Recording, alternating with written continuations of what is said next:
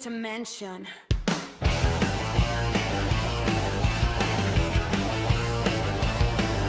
We'll talk about it anyway. Watch the civilization fades away. Do I have your attention? The things that I mentioned may rip your life apart. Green energy will save us. Don't even start. What I have to say might mess you up. You better listen anyway.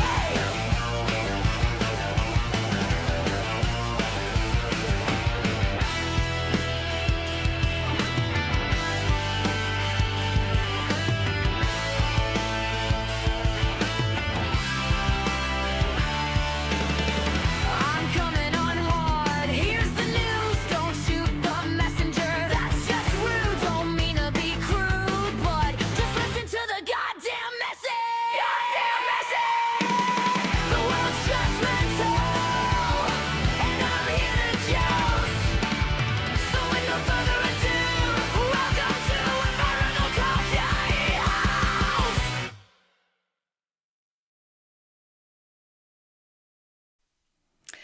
Okay. Good evening, my friends, and welcome to Environmental Coffee House. I hope you liked that new intro by Avian and Loaded, and obviously I did the video. It's good to see you. Got a packed show tonight, and I see Nadia's here. And Jim and Kim, thank you for moderating. And I don't know where Looney Tunes is yet, but I saw him earlier. He did his show. And well, I've got a packed show, like usual. And tonight, the title being, what have we lost in the U.S.? Well, we've lost a lot.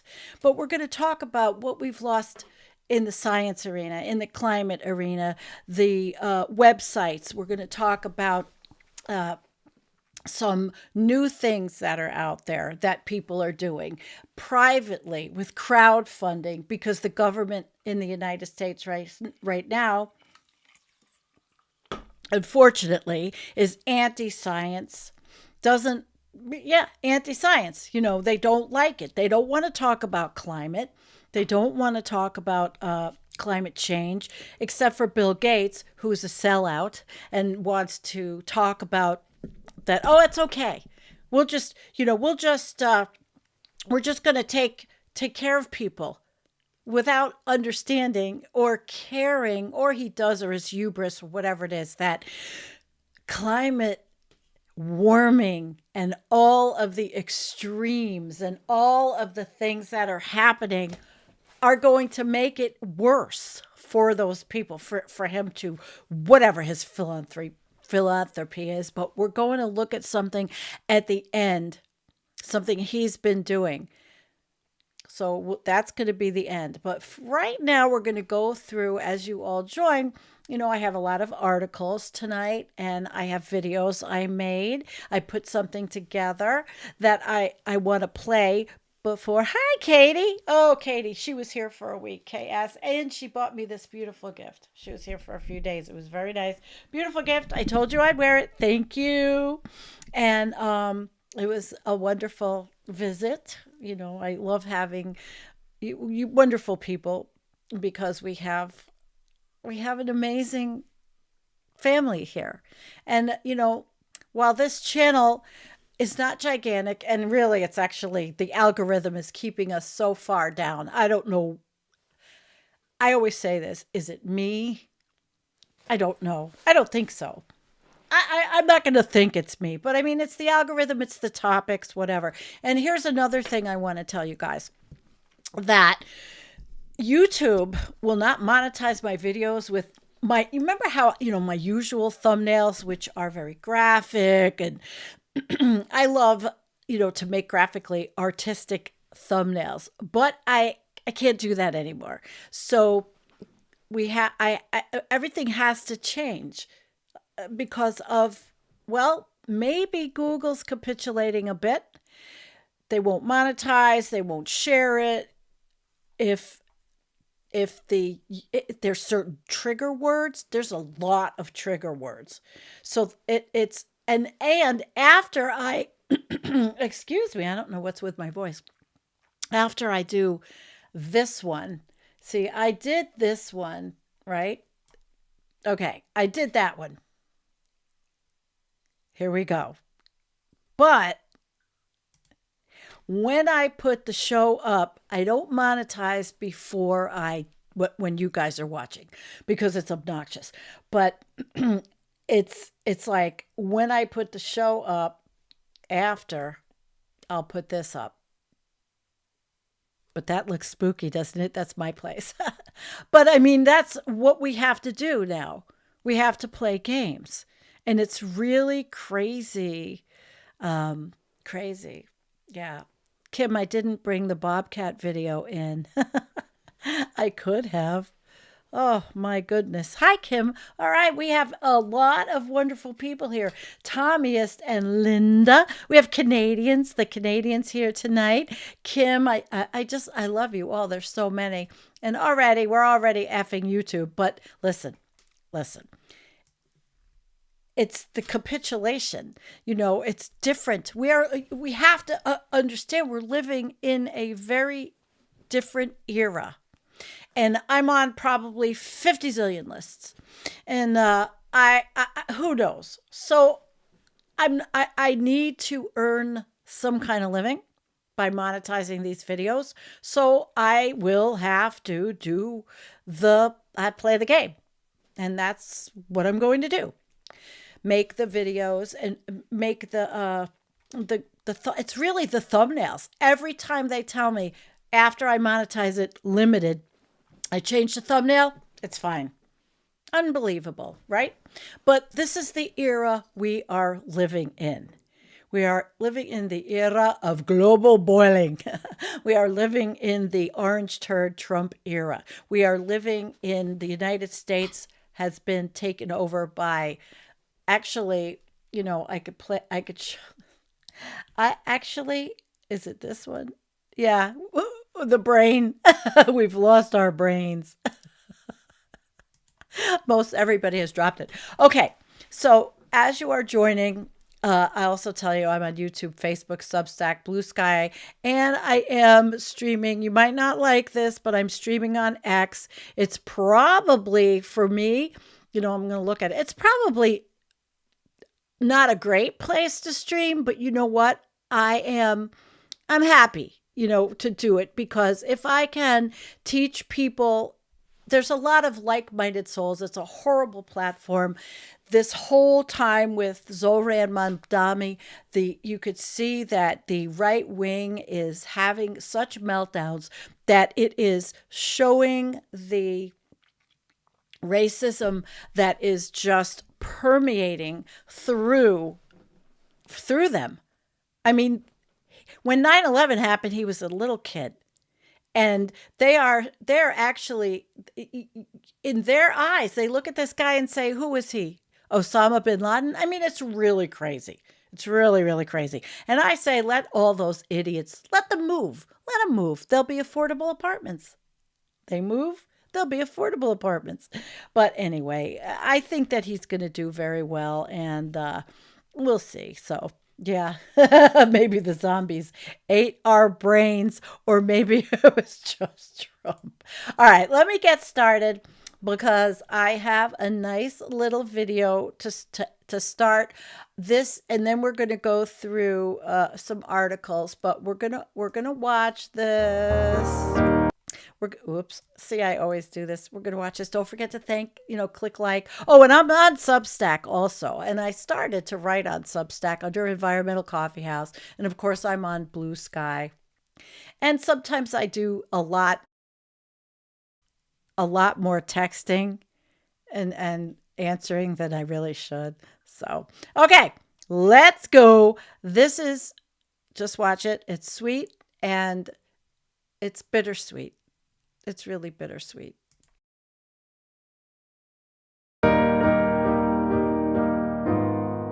Climate.gov was a public-friendly source of science-based information about climate, including natural climate variability and human-caused climate change. We provided magazine-style features and explainers, attractive reusable maps and other graphics, classroom resources for educators, and easy access to popular climate tools and data sets. We were operated out of the Climate Program Office in NOAA's Office of Oceanic Research, or the NOAA Research Online Office. And yeah, we had been online since around 2010. We had about 600,000 followers on social media, and we had more than 15 million page views. So I had been a civil servant for a year and a few months when I was fired in February, along with hundreds of other NOAA probationary employees. Very early in the Trump administration, we were ordered to remove any content that was related to the importance of diversity and inclusion in climate science and services, anything related to the idea of climate equity, which is making sure climate policy is fair, especially to communities that have been historically excluded from public decision-making, public policy, investment. That directive forced us to remove two very important resources from our teaching climate section. One was the 2024 update to the Climate Literacy Guide, which was produced by the USGCRP, and as well as our entire collection of classroom resources for educators. The rest of the team was let go at the end of May. Then the final attack was that in June, political appointees at NOAA ordered the web operations team to essentially hide the climate.gov homepage by setting up a permanent redirect from the climate.gov homepage to noaa.gov/climate, which the NOAA site is under more direct control of political appointees. Climate.gov was based in one of the science offices, and our editorial policy did not require us to send everything that we publish up through the official public affairs chain of command to be approved or disapproved by political appointees. Scientists reviewed our content and said whether or not. Your guess is that in redirecting the homepage to noaa.gov, they may plan to migrate over what they consider the good science, like the ENSO blog and the Polar Vortex blog, things that are more focused on natural climate variability. They may let some of that stuff survive and then take the rest off. We were all sort of reeling, in May when we learned that all the contractors were going to be let go and that was essentially going to be the end. Our team had been working together, many of us, for more than a decade. The climate.gov wasn't just a job for us. It was a mission. 3 weeks, we've raised, over $100,000 through crowdsourcing. The email box for our general questions and inquiries has been like a fire hose. We've had hundreds and hundreds of emails from people who were able to donate and said they were thrilled, and they were so happy to see somebody doing this. Also people who said, I can't donate, but what you're doing is important. And so, I think that shows that research, surveys, public opinion polls show that a significant majority of Americans understand that climate change is real and that it's a problem.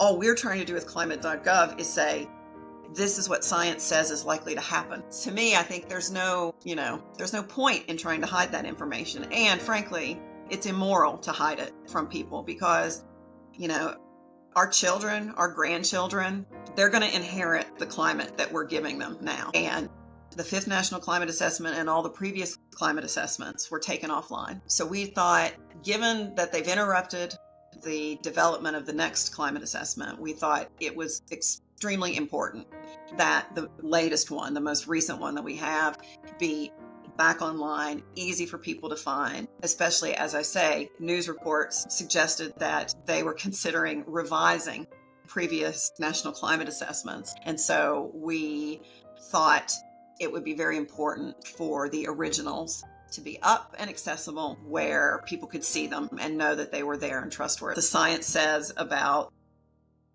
what's going to happen, what the impacts of unregulated, completely, continued high dependence on fossil fuels. They don't want They don't want that to be discussed. They think that if they can, maybe they think they can just keep that part quiet if nobody's talking about the fact that the coral reefs, may go extinct. If we don't talk about it, then we can just carry on as we always have. And I think that it's, like I say, it's going to happen. Climate change is happening, and it's going to continue to happen, whether or not they try to hide that information from people. The cuts to science across the government are extreme, and we know that there are lots of other good programs and efforts that have also been cut and are struggling to figure out how they will continue. We want to partner with people. We hope that climate.us can be a cornerstone for other groups who are trying to find a way to keep reaching their audiences and to keep serving the public in the way they did.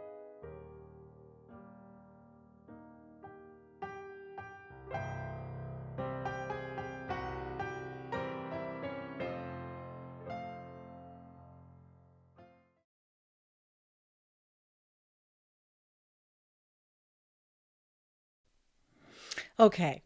So I will have the show notes. There's a channel, and now we are going to move over.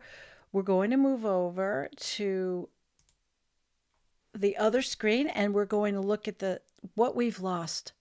What have we lost? And we've lost quite a bit. We really have. We've lost a lot, and it's really sad. But these people are dedicated. So the first thing I wanted to show you was this website, the National Snow and Ice Data Center, which is in Boulder. Boulder, as Jennifer and I used to say, Boulder.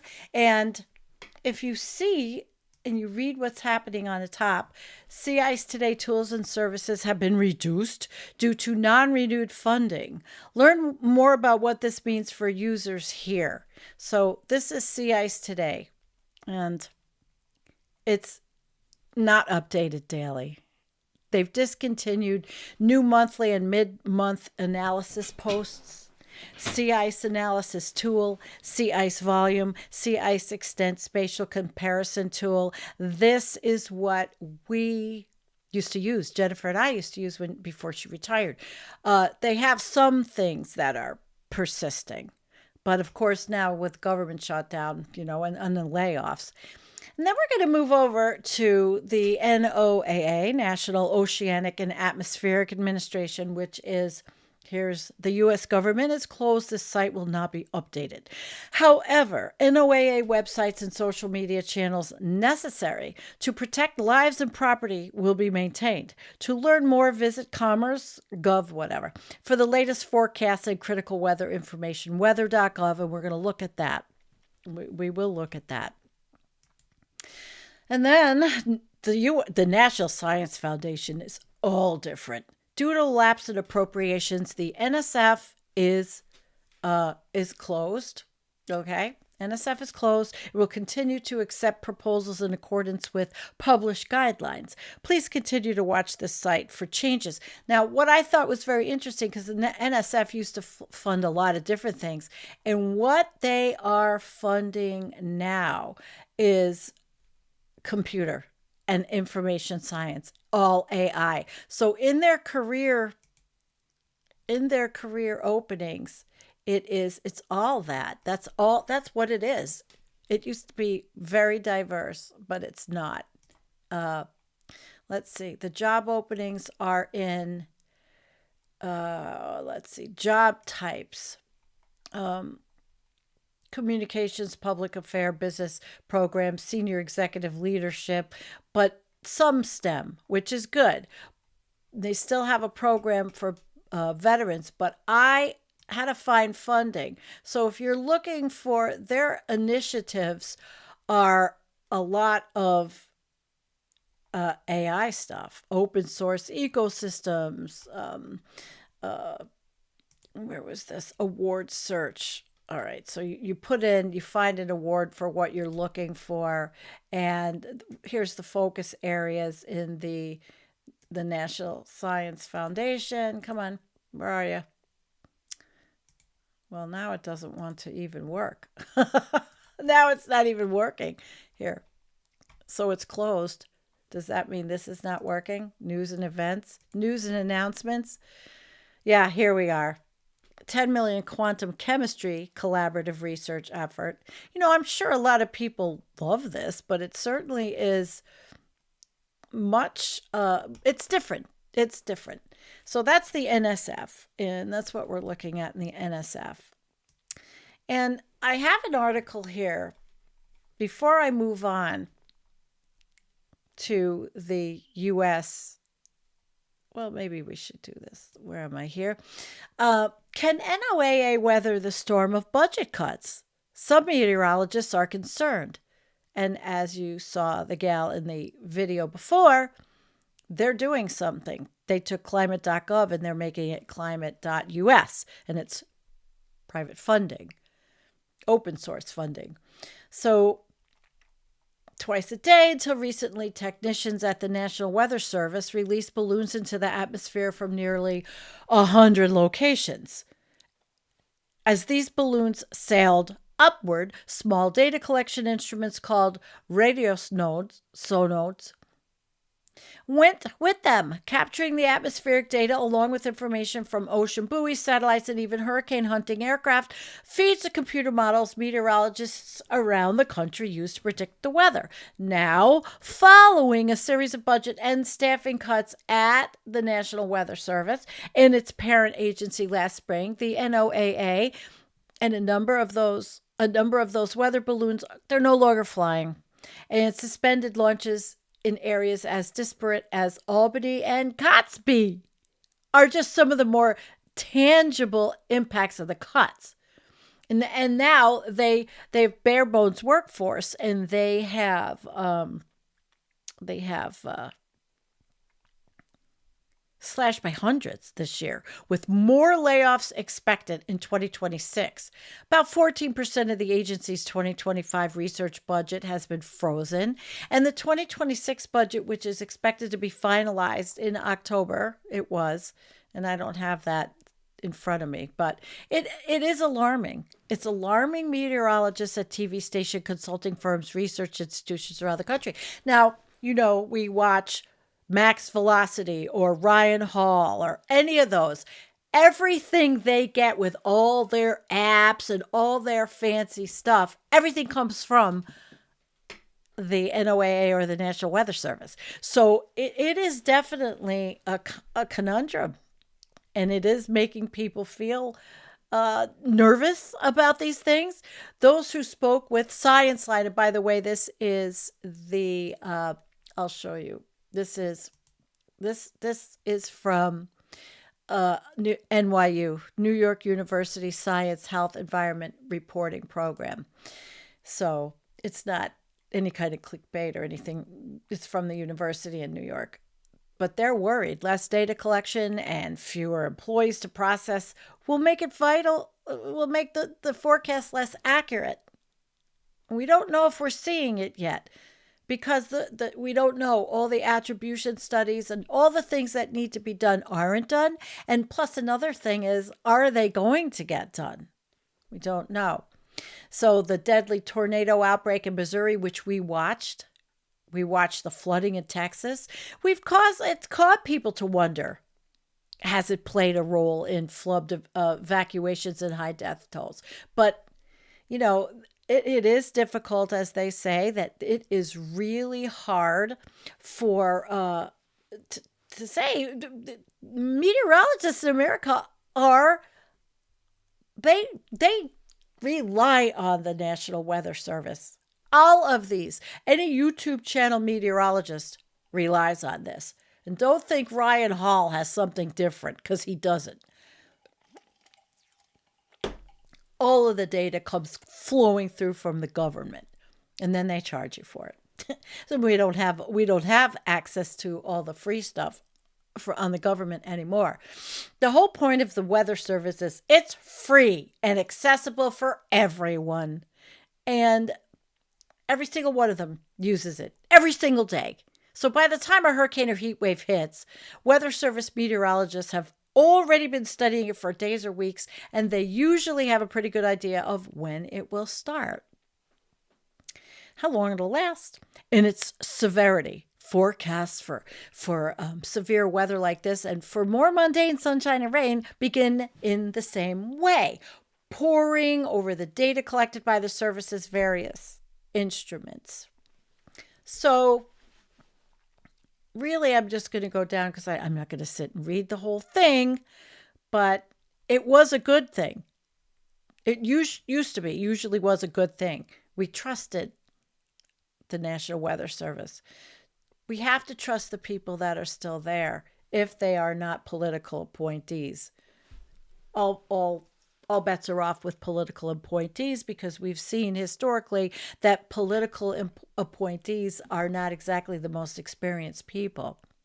So what the bottom line is really the concern that instability and staff reductions at the agency will hinder meteorologists' ability to warn people about severe weather. We'll see. We'll see. Even one or two missing data points could be huge. Very huge. Big. And this guy, Chris Gluninger, he's a broadcast meteorologist turned climate scientist at the Woods Hole Oceanographic Institute in Massachusetts. I don't think we fully understand the direct impacts just yet to the data. But I fear even just in these shifts with workforce reduction, that will then lead to data errors going forward. So we really don't know. We really don't understand everything. Again, that's going to happen. But the Trump administration cuts are in line with the guidelines set forth in Project 2025. Project 2025. You know what, guys? I think we're going to have the first environmental coffeehouse flush of the day. Let's say, bye-bye, Project 2035. We wish we could flush it. We really do. But it's the first thing.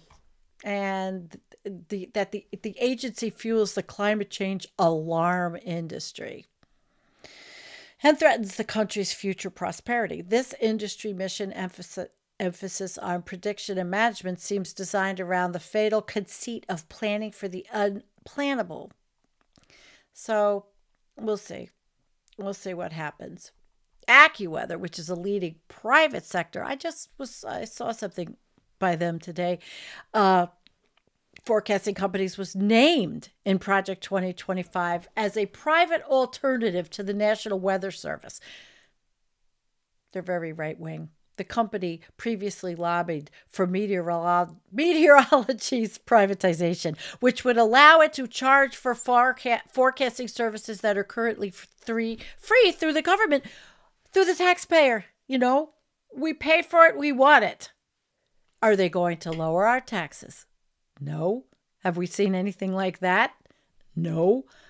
They lower the taxes for the billionaire class, for the wealthy people, but not for the plebes. No, they haven't. So we don't want this all private sector. No, I don't think it's. I personally really thought the government, under a rational government, had this pretty well under control. So severe weather already kills hundreds of Americans, costing the U.S. economy an average of $64.8 billion annually as of 2024. And then the government said, "You're shit out of luck because we're not going to track that." And I've got information on that. So he said, this guy, Mike Nelson, he retired after serving as a broadcast meteorologist for 40 years. He calls the cuts just totally irresponsible. Totally. And considering the cost of supporting the National Weather Service for 1 year was about $4 per taxpayer.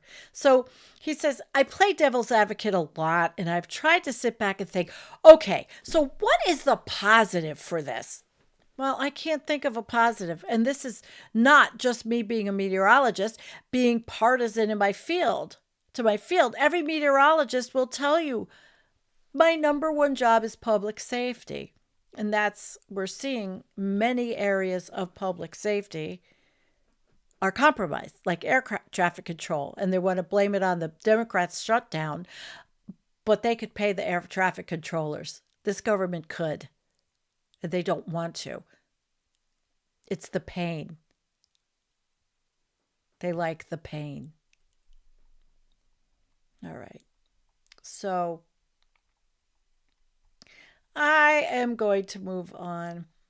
Just going to read the last chapter. The weather impacts so much: tourism, agriculture, transportation, commerce, says Derek Van Dam, a meteorologist.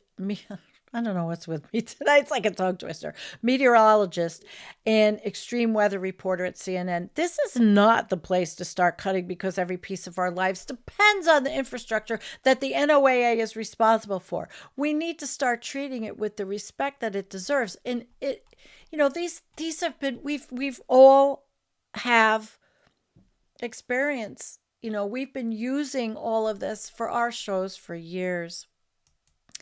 So there's another one. This is from Alaska, and this is really awful. Trump administration stopping NOAA data. And Jim, you're in the chat. Science Talk with Jim Mesa, one of our partners here on the channel. He is here, and he's from Alaska. So this was from May. Scientists worry as services that provided detailed and historic information about sea ice, snowpack, glaciers, and other Arctic conditions are being discontinued. They don't care. So they're ending the services that monitor sea ice. I don't know if it's changed any at all yet, but we know the National Snow and Ice Data Center is probably an empty building in the school there. But it was critical. And to the long term, it was showing us the long-term loss of Arctic sea ice, which, how many years, if you followed this channel, and Jennifer and I did our climate show every Friday night. I do miss her being here with me, but we did the climate show and we did Arctic shows predominantly. We did Arctic permafrost, glaciers, we did thawing permafrost. We talked about the whole world. But this guy, and I really like him, Rick Toman. Actually, we follow each other on Blue Sky, and I am going to have him on as a guest. He already said yes. I just have to stop being a procrastinator and get the date. Rick is, he's pretty cool. He's at the University of Alaska. He's in Fairbanks, and he learned about the decision Tuesday morning, this was in May. So back when everything was happening, when Doge was taking all the cuts, he learned about it in May, and he was blindsided, which actually, Rick, I love you, but, to be blindsided after the orange turd became president, when everybody was talking about Project 2025. Well, I guess you always think, a lot of us think, it's not going to happen to me. It can't happen to me,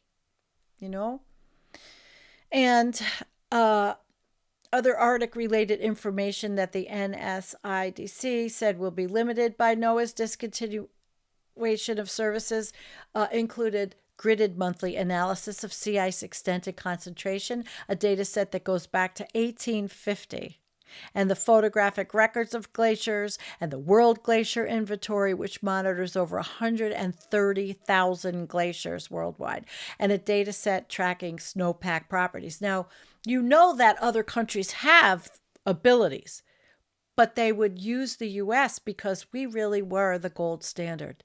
And it's very, very sad, this dumbing down, that we have no brains left. I mean, it's just like, wow, the dumbing down. For Toman, who produces regular reports about ice conditions in the Bering, Chukchi, and Beaufort Seas off Alaska that put current conditions in historical context, and I get his newsletter. It's great, by the way. The gap in information is a big loss. It is. So it's just awful. And he's the European Union's Copernicus, which I have their site. I'm going to pull that up in a little bit. We'll look at Copernicus. They monitor sea ice, as does the Japan Space Agency, known as JAXA. We've seen that data because we've all used it. That you watch our shows, we use this. We use the data. I don't know what Elliot's using at the moment, but he's getting his data somewhere, right? Elliot Jacobson, Professor Elliot Jacobson. And on Blue Sky and on X, every day he posts. And the same thing with Zach Labe. We've used his material for a long time. John Bateman, a public affairs officer with NOAA Satellite and Information Service, said the termination was already in the works before this year. It was initiated over a year ago. Now, this is an administrator. And the decision was made as a part of our ongoing strategic plan to streamline our portfolio, resources aligned with organizational priorities, and improve the sustainability and long-term success of our products. I don't know. So he said there will be data. We'll see. We'll see. A scientist at the Colorado-based center said on Wednesday that the full results of the NOAA decommissioning have yet to be determined. Jim might know something about that in the chat. Maybe we'll do a subsequent show looking at all of these things by the end of the year when we do State of the Planet, because we will be doing the State of the Planet. These are the kinds of, you see it right here, those are the kinds of graphs. And every winter sea ice, even winter sea ice has been declining. We know that. This year's maximum extent at the end of the freeze season in March was the lowest in the satellite record. Yep. And what ice exists now is younger and thinner. We've talked about that. Than sea ice was in the past. In the 80s, about a third of the sea ice at the peak of the freeze season was over 4 years old, and a third was thinner single-year ice, according to government scientists. But in recent years, less than 5% of peak winter sea ice has been over 4 years old, and 2/3 of the winter ice has been thinner single-year ice. And that's very important because, as you know, what happens in the Arctic doesn't stay in the Arctic. So NOAA's climate change research is a specific target for elimination in Project 2025, which is humming right along, isn't it? And it is pretty awful. I've done shows on Project 2025, as are many. Leisha Miller, she happens to have a really good one. If you go back and look, Leisha had a good one on it. You know, she's very thorough because she does like one video a week. So NOAA's National Environmental Satellite Data and Information Service has announced plans to end data services about ocean currents, Jim, underwater terrain, the U.S. hot springs inventory, and earthquakes, among other subjects. It's very short-sighted. Very short-sighted. It's actually disgusting, really. And that was from a newspaper called the Alaska Beacon, which I thought was very good. And okay, so now we're going to move on over to the U.S. Arctic Research Commission. This was an independent federal agency that advises the president and Congress on domestic and international Arctic research. Now, let me ask you a question. The orange turd, do you think he cares about Arctic research other than wanting to take over Greenland? I doubt it. But I'm going to give you an example here that shows you President Biden appoints, this was November of 2024. President Biden appoints Larry Mayer to the U.S. ARC and designates him chairperson. And there was an announcement. Professor Mayer, the founding director at the Center for Coastal and Ocean Mapping at the University of New Hampshire and co-director of the NOAA-UNH Joint Hydrographic Center, will lead the commission's work in advancing Arctic research in the nation's interest. Well, he's not there. Nope, because this is Larry. And there's nothing about Larry that is showing you where he is, because he's not. He's a distinguished professor of the University of New Hampshire, former member of the president's panel on ocean exploration. So these people, these amazing scientists who have so much experience, are just being shit canned pretty fast, pretty fast. And I think it's quite sad. All of this, he was at Scripps. I mean, just very sad. But I wanted to put the face to the person. The face to the person. There's a lot on here about him. And some of these videos go back to 2013. But he was named, and then as quickly as he was named, he was shit canned when Orange Turd came in. So it's very sad. I have a real difficulty saying his name. And hello, Maria. It's so nice to see you here in the chat. So now we're going to look at this is the implementation plan 2025 to 2026 and Arctic Research Plan. But I'm going to show you something very interesting. December 2024, amended May 2025, when all the shit was hitting the fan. And then, of course, I lost my channel right after that for 3 months. After the Science and Climate 100-hour live stream with all those scientists, because they were all very upset. And so much talent was on that weekend, that 100 hours. So you go through all this, but they are amending. And they're not going to, pretty much, I could tell you, 2026 is not going to be. Let's see here. I had it. Implementation. Glossary of plan structure items. What I wanted to show you, but basically this is what I wanted to show you, that it was amended in May of 2025, and there was a specific, I had it. I'm pretty sure I had it. Here it is. Priority area objectives and deliverables. Note, achievement of all deliverables is contingent upon federal funding and agency staff capacity in fiscal years 2025, 2026. So say goodbye. For some deliverables, which are shown in gray, agency leadership and participation is pending. As of May 25, it was more like goodbye. Updated status for all deliverables can be found, and you click it and nothing happens. It's a dead link. Dead link. So there's really nothing going on. But it's pretty cool if you want to look at all this stuff. But I don't know, are we going to be even sending people there anymore? You know who you're going to send? They're going to send the geologists to look for minerals. That's what they're going to do, because everything is to power computing, AI, and business. No longer looking at science and wildlife and all that. But you can't even do that. So that's that. Now, the National Weather Service is still here. And the National Weather Service, we're looking at Buffalo, New York, and anybody want to look at where they live, just let me know. I will pull it up. But they still have the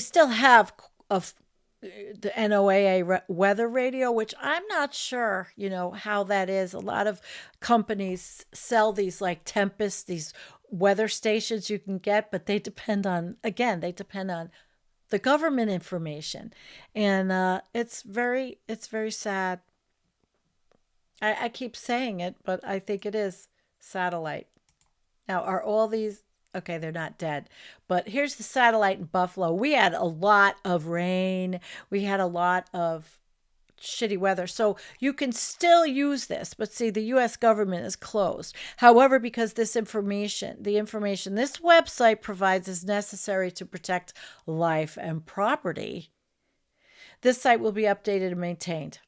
All right. So you can do that. You can go back to here and we can see. Let's look at the news. The last piece of news was in August. Prediction remains on track for above normal Atlantic hurricane season. So it's not really being updated as much as you would think. It's not. It's not at all. But the last one, this was the predictions for and look at, it's closed. Boom. They want you to know that it is closed. Right. And they think it's funny. So this was August 7th, and we've already seen, what's happening in the arena. And this was, well, I'm not prepared to look at hurricane season yet. And when we do, and we will bring on Nicholas Humphrey back. He just did a show with us. If you saw it, you saw Nicholas talk about the last hurricane. So we'll see. We'll see what happens. So they're still there. And you could find your local weather, which is what people do. But the news is not much. Not much. Let's see. Well, they haven't. It doesn't look like there's nothing about climate. It's about weather. I mean, it's weather. They're not talking about climate or the changing climate. There's nothing on here that's going to link any of these storms or anything to climate change or global warming, although we've seen all of this. We know. But those are attribution studies. So that is this. Now we're going to move to where we saw the video in the beginning. And this is the Climate US. This is independent, nonprofit, and immune to politics. So we're losing a lot in the US. But these people are not like AccuWeather. This is not politically privatized. This is crowdfunding.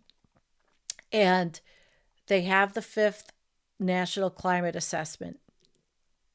And their project director, Rebecca Lindsay, made the Time 100 Climate 2025 list, which was very nice. So the mission, let's keeping trusted climate information up to date and easy to find. It will be a nonprofit successor to climate.gov, delivering climate data and information to promote public climate literacy, which I think is extremely important so people know what's happening. They will equip people to turn knowledge into meaningful conversations and climate-conscious actions, which we all need to do, no matter what these people say from Project 2025 or the right wing or this administration. They know. Maybe not the dopes, but they know. Even Bill Gates knows. But Bill Gates is being ridiculous. Bill Gates, you saw my Halloween show? I was the first one to link his paper, the first one I've seen, to link his paper to all of like the Heartland Institute, who I showed, and the deniers and everybody gloating and saying, hey, we won, they're alarmists, there is no climate change, basically. And I was the first one. And nobody saw my show. I mean, it's really sad that I work pretty hard, but I don't know what it is. I really don't. But their goal is to build an enduring, independent, and scientifically rigorous platform that the world can rely on for climate communication, education, and engagement.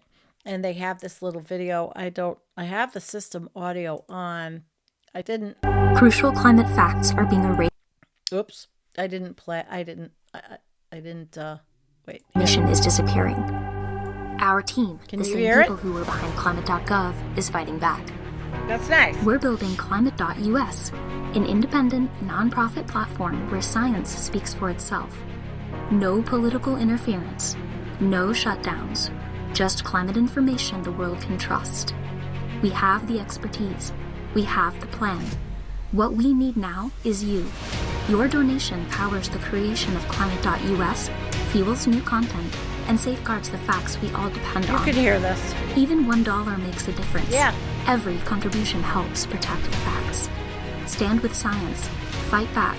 Donate today. Stand with science! Yes! All right.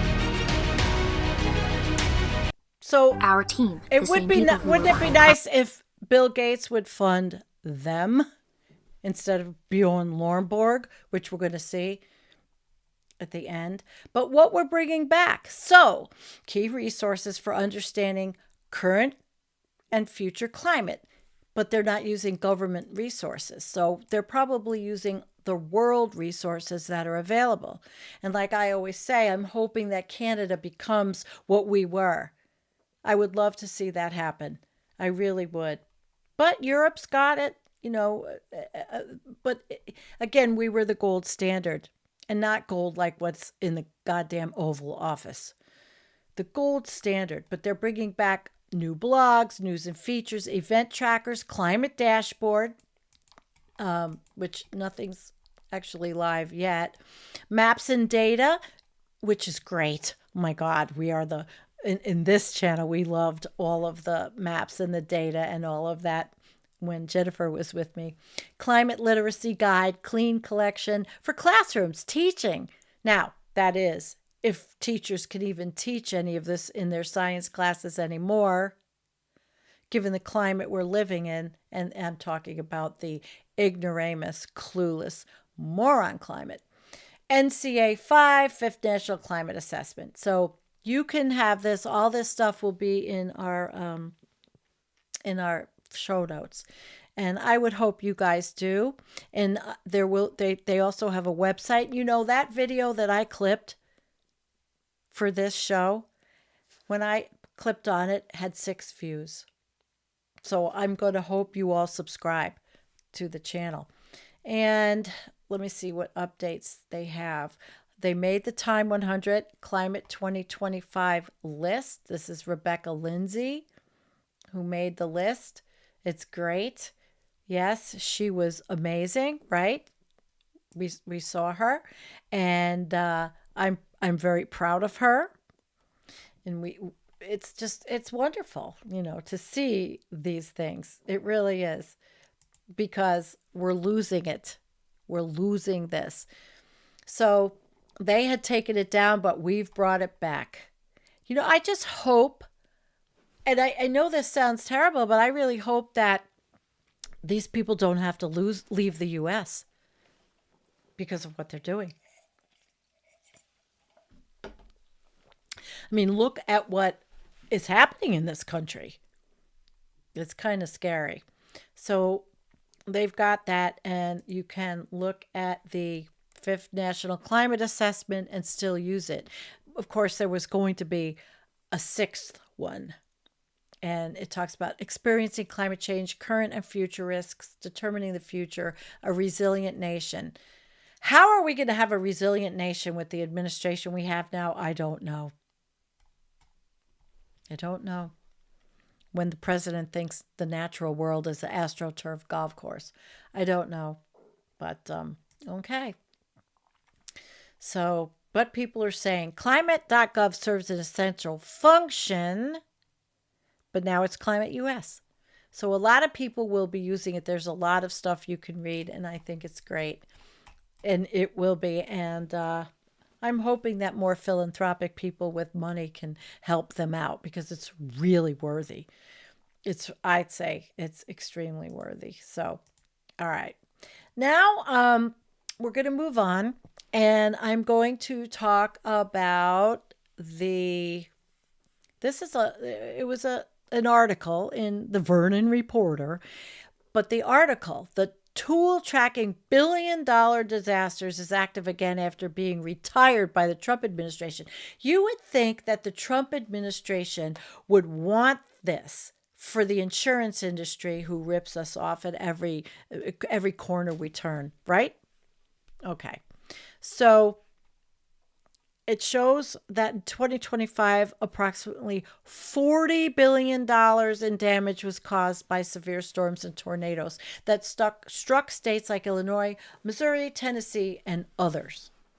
And this is a graph of that, but it doesn't go bigger. So we're going to move on because I'm going to show you. So there's articles in other places, and we're going to, whoops. Okay, here we go. We're going to Climate Central, and we're going to look at this about us. And their mission at Climate Central communicates climate change science effects and solutions to the public and decision makers. This is Zach Labe. I'm almost 100% sure this is Zach's stuff. Should we look at the video really quick? I don't think it's long. Why not? Why not? Making climate local. Making science clear. Telling stories about how our changing climate is changing our lives. We've been guided by these principles since our start in 2008. We saw the need for an organization that can bridge the gap between the scientific community and the public in communicating clearly, accurately, and without opinion. Climate Central's purpose is to report the truth and to educate the public so that they can make wise decisions. Science suggests that this is the largest challenge that humanity has ever faced. Nothing has changed. Problem only looks bigger. It underscores both the importance and the difficulty of the work that we're still doing. CEO Ben Strauss traces his work with Climate Central back 15 years to its roots. He admits it took us a while to perfect our model. Aren't we Our lucky unique place and that value at least these is wonderful doing people are trying local to climate have this? content at scale. It took us a few years to get there, but when I mean, think about it. These people are probably making not a lot because it's a labor of love. And I'm not going to play the whole thing, but you get the drift. And it's a labor of love. And they have sea level rise program, and they have all kinds of different things. And their values, policy neutrality, scientific and editorial integrity, importance of informing the public, effective communication, revealing consequences, and collaboration. If I was younger, I'd love to work for them. Or even the other one, but as in some way. But so you see that. So that's their mission and the programs. And we saw that the team, there's a lot of wonderful people, Michael Oppenheimer, Wendy Schmidt. I mean, there's a lot of wonderful people on here. And the tools, they have global climate shift and coastal risk finder. But the big thing is this, the $1 billion comprehensive database. As of June 2025, the U.S. has sustained 417 such events with a total cost exceeding $3.1 trillion. And they're getting this, I'm sure, from the insurance industries. And then, it's a lot to go in to assess the damage costs. It's not just the insurance industry. It's from the construction industry. It's from, there's just so much.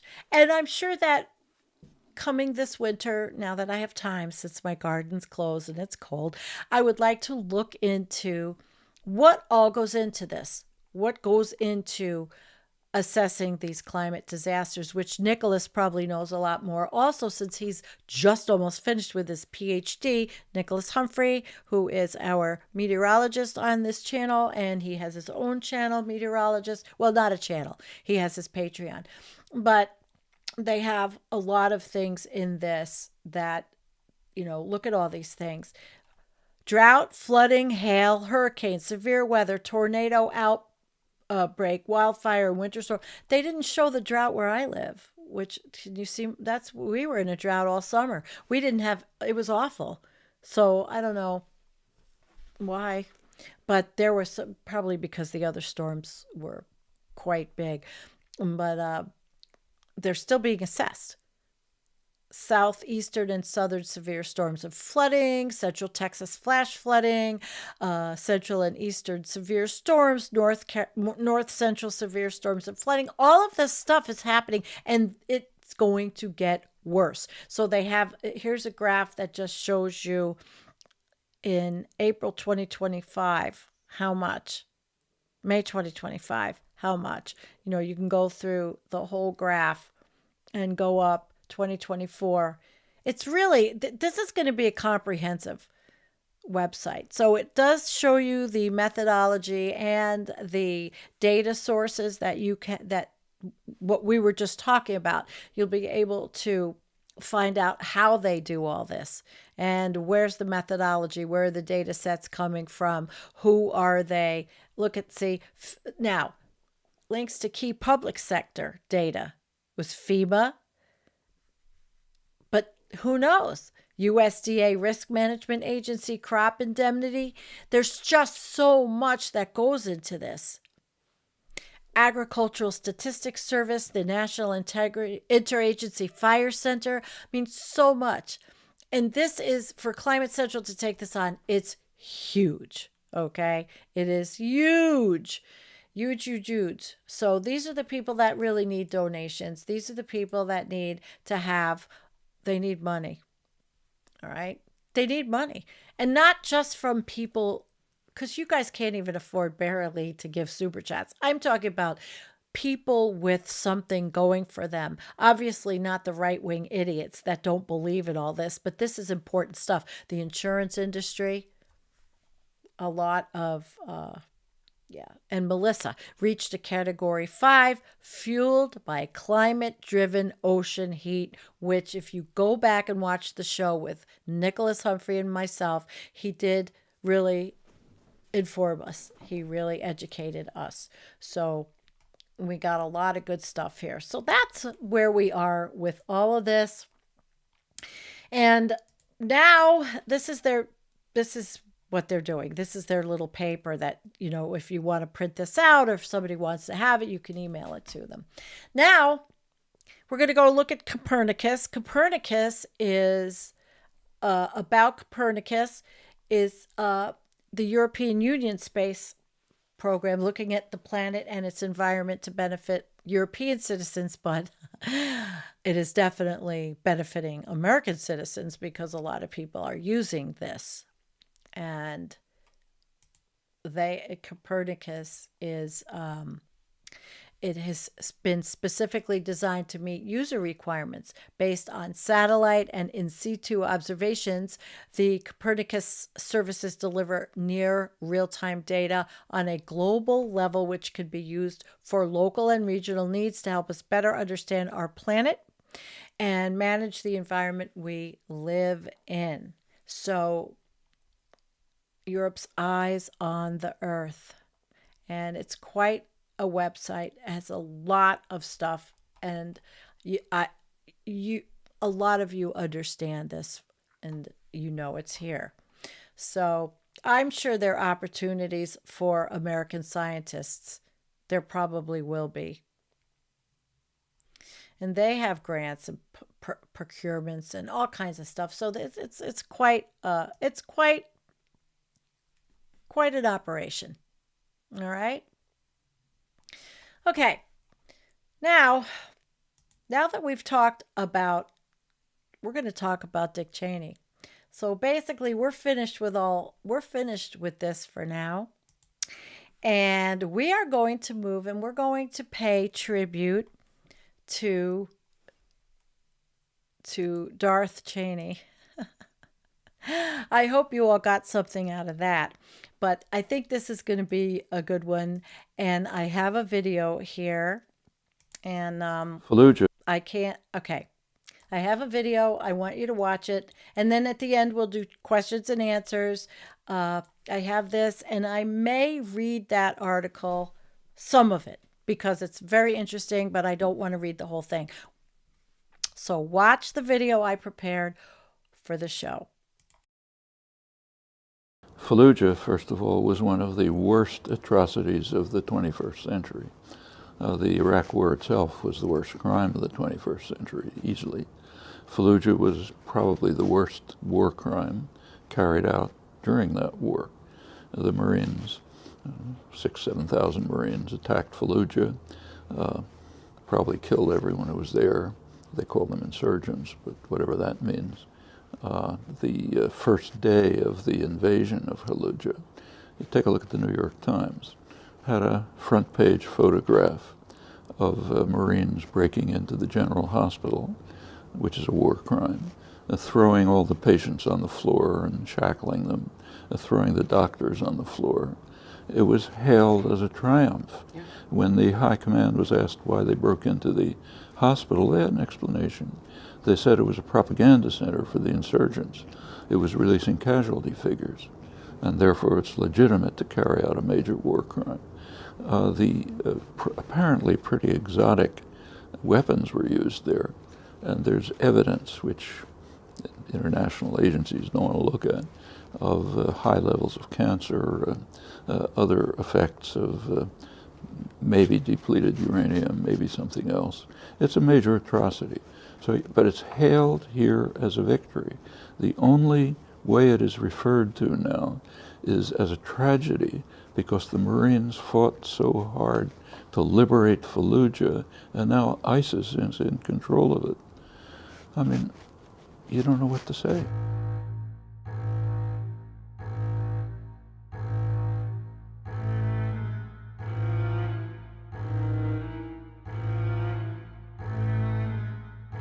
I'd do it again in a minute. Cheney argued the methods, including prolonged periods of waterboarding, were necessary in the wake of the September 11th attacks and insisted the procedures were not torture. Torture was what the al-Qaeda terrorists did to 3,000 Americans on 9/11. There's no comparison between that and what we did with respect to enhanced interrogation. A fired-up Cheney called the report politically motivated, and that was his more tempered language. I won't use the word on your show. It may be family. It's a crock.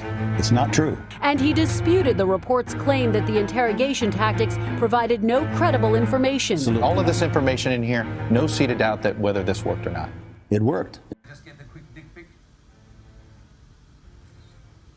Do you want me to send you the dick pic? Sure. Okay, great. Thank you. Is it possible to sign my waterboard? Sure. Thank you. Find a space. No, right here. Yeah. Do a run, I don't know, something funny like good watering or fantastic. There you go. Fantastic.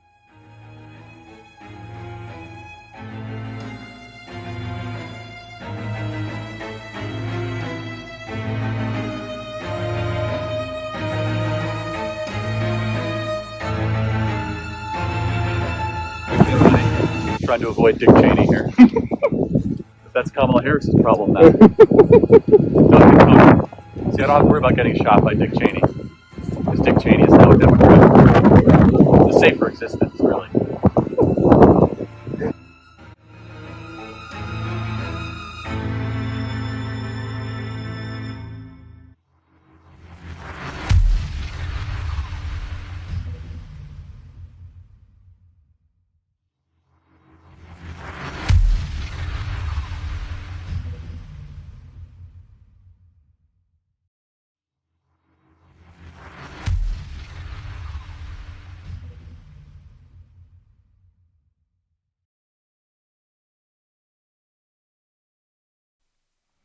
Well, I hope you like that, because you know I make every video myself. I put it all, I edit everything, I add the music, I do it all. And I amass the clips and, you know, make sure they're not copyright or taken from somebody that doesn't want me to use them. And yes, he was a very terrible person. He was a horrible person. And unfortunately, the media actually did not do anybody a favor. The corporate media in the United States, they have rarely met a servant of empire who isn't eligible for just, oh my God, he was so wonderful. Whether or not they presided over a mass murder worldwide. In the case of Dick Cheney, Darth Cheney, remember, I think that's what they called him on Saturday Night Live. He died November 4th. Media outlets have summoned everything in their power to sugarcoat the blood-drenched career of the most powerful U.S. vice president in history, a position he notoriously occupied for the duration of the two-term administration of George W. Bush. He was the chief architect of the global war on terror. And he had hands-on role in manufacturing the disinformation that manufactured consent for the Iraq invasion based on imaginary weapons of mass destruction and fictional ties to 9/11. The hundreds of thousands of deaths from that war are Cheney's most significant legacy.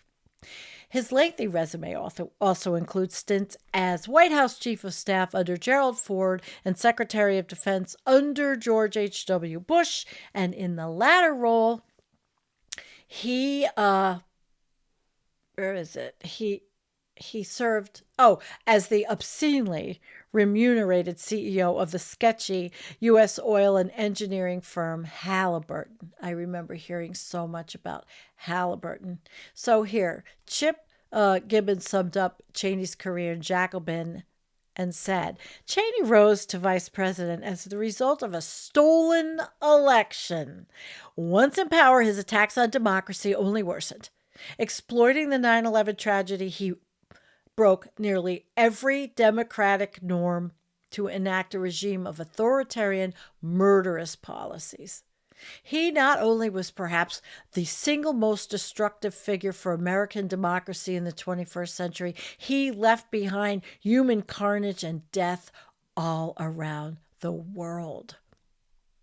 Needless to say, this was not how he was remembered. By corporate media, CNN, their obituary said, Dick Cheney, America's most powerful modern vice president and chief architect of the war on terror, who helped lead the country into the ill-fated Iraq war on faulty assumptions, has died, according to a statement from his family. But rather than dwell on the blatant lies that the faulty assumptions that Cheney propagated in order to pulverize Iraq, the obituary first devotes several paragraphs to honoring him by quoting from a family statement. Dick Cheney was a great and good man who taught his children and grandchildren to just love our country and live lives of courage and honor and waterboarding, and love and kindness and fly fishing and shooting people in the head when duck hunting. We are grateful beyond measure for all Darth Cheney did for our country. So he love and fly fishing probably aren't the first things that come to mind at the mention of Dick Cheney for most Iraqis, Afghans, Panamanians, Guantanamo Bay inmates tortured by the CIA, and other victims of Cheney's kindness. But CNN doesn't ask them. In fact, the only major news outlet FAIR could find that interviewed someone impacted by his deadly foreign campaigns was the Associated Press, which found exactly what you would imagine. On a busy street in Baghdad, Ahmad Jabbar called the former Cheney a bloodthirsty person. They destroyed us, he said of the Bush administration, and Dick Cheney specifically destroyed us. How are we supposed to remember him? In the 5th paragraph of its obituary, CNN informs us that Cheney was for decades a towering and pulverizing Washington power player. In the 6th, we have a brief eulogy courtesy of George W. Bush, that bastion of intelligence, who praises his former second-in-command as a decent and honorable man. And he will be remembered by history as among the finest public servants of his generation. I mean, it's like, no, not at all. But the truth was more complex. And indeed, there was the media consensus that he was polarizing and controversial. That constitutes the outer limits of acceptable critique when remembering the mass murderers who happened to be U.S. statesmen. So the AP went on with the headline, Dick Cheney, one of the most powerful and polarizing vice presidents, is dead. And then the Wall Street Journal, I'm not going to read the whole thing, but the Wall Street Journal, it's the same shit. New York Times had a very long obit, and it's titled polarizing and idolized? Who in the hell idolized Dick Cheney? Who?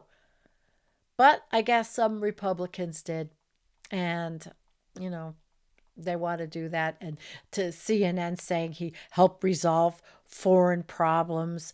And, you know, he said that, which you saw in my video, methods like waterboarding, just perfectly acceptable. And he was also an outspoken advocate for holding terrorist suspects without trial at Guantanamo Bay in Cuba, a practice that critics at home and abroad, and I remember all this, an affront to core American values. Where do you think the orange turd gets a lot of his ideas? Even though Dick Cheney didn't support him, probably jealous, didn't support him, and Kamala made the mistake of opening them into the fold, which was a big mistake, I felt. He's a horrible person. CNN had a one-line summary of the U.S. invasion of Panama in 89, Operation Desert Storm in 91. Cheney was credited with having shown considerable skill in directing both assaults as the Pentagon chief under Bush the Elder, but no mention was made of hundreds or possibly thousands of civilian casualties of the U.S. decision to bomb the impoverished Panama City neighborhood of El Chorrillo to such an extent that the area earned the moniker of Little Hiroshima. And Panama, too, was just briefly referenced. The Times notes that Cheney coordinated the invasion of the country whose dictator, Manuel Noriega, was whisked away to Miami, convicted of racketeering and imprisoned. And never really to be heard from again.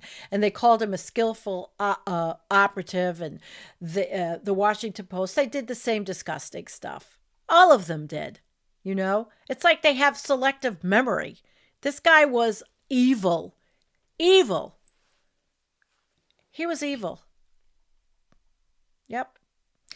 And it was ultimately all in a day's work because to Mr. Cheney, the war on terror was a new kind of conflict demanding new rules appropriate to what he called the dark side, which was really him.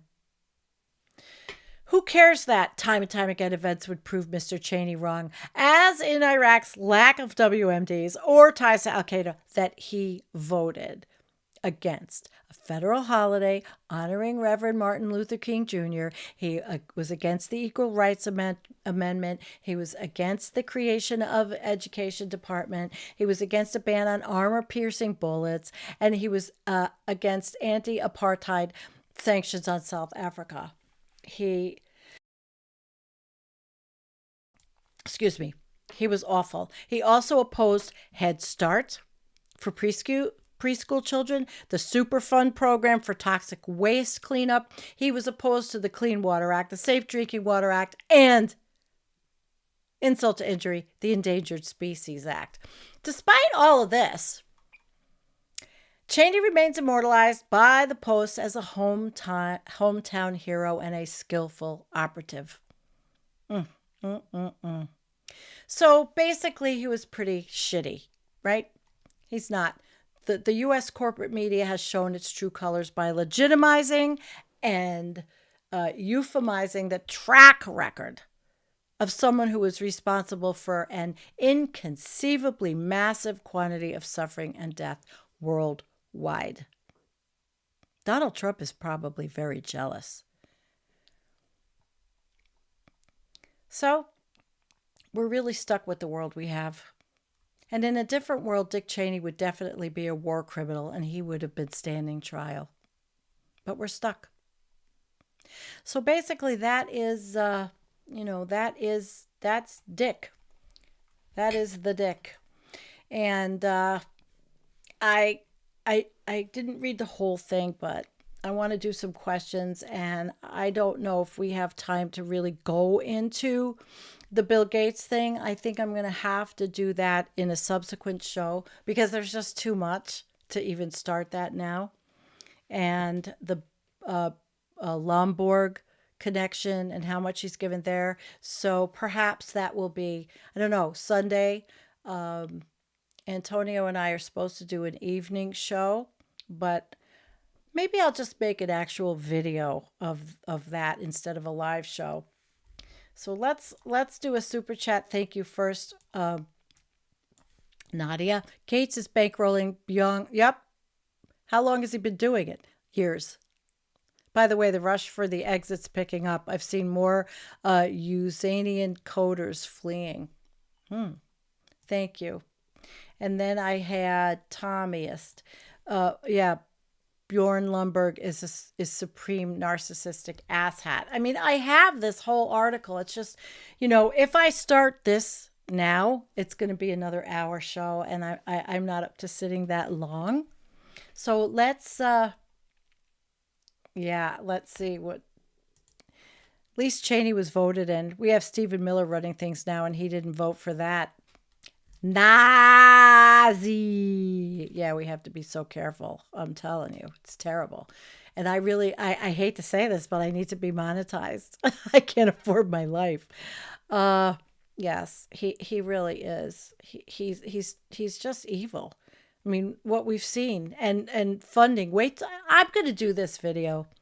I do have a little luncheon to go to tomorrow, but I have no life. Maybe I'll work on the video and I'll roll it on in a couple of days, because there's a lot there. Of course, I always like to have you guys here with me. I do. All right, so what else do I have here? Anybody have anything else they want to ask me, or are you happy with the show? Did you learn? Is it useful? Will you be able to share any of the information here? There'll be more stuff in the show notes, and well, I really appreciate that you are all here. I love that word. See, and I don't know if it's politically correct, but I love Bill Gates is a douchebag. I don't use it either. I do not. Okay. This is why people never learn, because they're brainwashed by the low effort, perfunctory scumbag oligarch media. Yeah, well, that's what we have. And that's why people like me are squelched and kept down. Although if I was, it's interesting if I was talking constantly about Donald Trump, like all these other channels, like the iHip girls, who knows? But I can't. I'm a climate communicator. I'm a communicator of all of this information, because not that many people are. Climate Adam made a good video about Bill Gates, but nobody actually did what I did on my Halloween show, really linking the what he wrote to how bad it's going to be now for people like me who are climate communicators. He put us back so far. It is so dangerous and so awful that the Heartland Institute is gloating. They're my pet peeve. I cannot stand them. It's funny that every time there are real surveys about JFK and 9/11, it's like 99% are what the mainstream news is trying to call conspiracists. Yeah, but a lot of it's not. But, they don't declassify all that information, do they? No, because then it would just show you. Yeah, climate's my focus. It's hard for me. I do the political thing on Thursday at 5 p.m. in the afternoon, but it seems like I always go back to what I know and what I love. And that's our earth, and that's our climate. I probably should just pull up that little video. Let me see if I have it. Maybe I'll pull it up. This might be the one. Hang on. Hang on. I don't know if this is the one.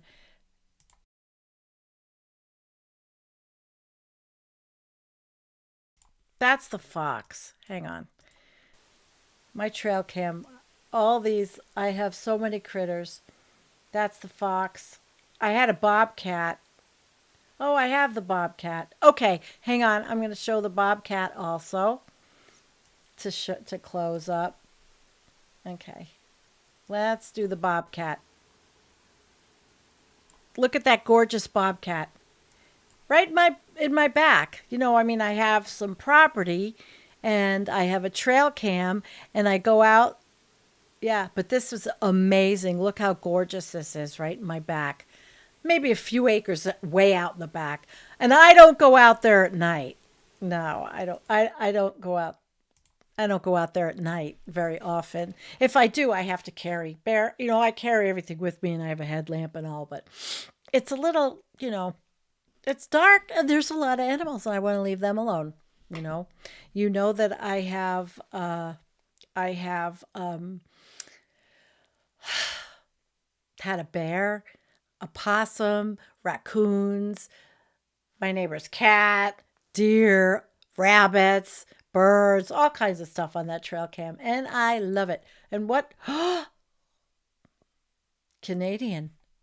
Very generous. Oh, thank you, Sadie, for the truth and effort. Wow. Love you, Lightning Rod. You sexy thing from Canada. He's been on the show. Remember you were on the birthday show with us a couple of years ago? Yeah. Yes, of course. A deeply diseased society, a deeply diseased family structure, very dysfunctional people, But so probably Dick Cheney. Dick Cheney was another one that did. I don't know if he went into the military, but thank you. And yeah, you get nothing but squirrels and cats. Well, that's okay. Listen, what are you going to do? Your suburban skunk? Your friend had a suburban skunk. 900 to get rid of it. Don't get rid of it. Why do people want to get rid of what was here first? The skunk will leave on its own. It'll go to greener pastures. I had skunk here too. Actually, I saw it though. But anyway, thank you everyone for coming. I really, really, really enjoyed doing this show. Feeling like I'm going back to my roots. And yeah. So I'll let you know, but I'm liking the Friday nights again, and I'm started to write to people to bring guests, I hope. I do have some health problems. I'm being tested for Lyme disease. Maybe I don't have it. Maybe I do have it, but I'm having some pretty bad symptoms, and that's making me miserable. Not miserable enough not to do the show. But we'll see with all the other stupid things I have wrong with me. But, thank you. Thank you. All right. So hopefully Sunday, and maybe I'll even, once it starts snowing, I'll do a Sunday morning show. Because with me and Antonio, it is every other Sunday night. And I know Alex out there, you really like the Pajama Sunday. And I don't mind doing the Pajama Sunday, actually. Really, I don't. Hey, did you guys want to see a really doomy video to end? Oh, shit, I forgot to play it. I can't even attribute it. I bet you want to see it? Let me hear yes or no. If not, I won't play it and I'll just say goodnight. Oh, I didn't know. Who wants to see it? You want to see the Doomy video? All right. Hang on. I'll end with the Doomy video, I guess. I'll play this. Hang on. I'm going to get it. And I don't even know everybody that's in it, but it was good. And here we go. If we carry on the way we're going, I can't see this civilization lasting. It was made a few years ago. No chance, in my view, on the current trajectory. Bill Gates doesn't feel this way. Wrong, so if we do the wrong things, then I think there's a very, very big risk that we will just end our civilization. The human species will survive somehow, but we will destroy almost everything we built up over the last 2,000 years. I'm pretty sure. It's just Peter. I love Peter. Remember when I interviewed him? Dark. It's so bleak. I see tropics that's uninhabitable by humans because it's too hot. It's too humid and hot. that our bodies couldn't even survive. He there. used to And be with the I see, NASA Jet Propulsion potentially Lab. hundreds of He's millions out of people California. He's gone. needing to leave He's that so region gone. and go to cooler I appreciate areas. all And, of you. That's just the beginning. We are, without exaggeration, facing a trajectory and impacts that will obliterate the possibility of human civilization within, by the year 2100. And that is not an exaggeration. And the fact that that is not widely known, that the stakes are so extraordinarily high, I think is something that really should cause a lot of people to, from media to scientists to hang their heads in real shame and real horror. Recent history supports the view from the IEA, the International Energy Agency, that the CO2 trend is perfectly in line with a temperature increase of 6 degrees Celsius, which would have devastating consequences for the planet. These tipping points have the possibility. They certainly put forward the risk of a cascade that could take the climate, the Earth system, out of our control And into conditions that would be an passed away. existential threat to us. Well, if that isn't a emergency situation, I don't know what is. Everybody on the planet now needs to be galvanized to tackling climate Yes, change because it Steinberger is and by Anderson. far the most important and biggest emergency that mankind has ever faced.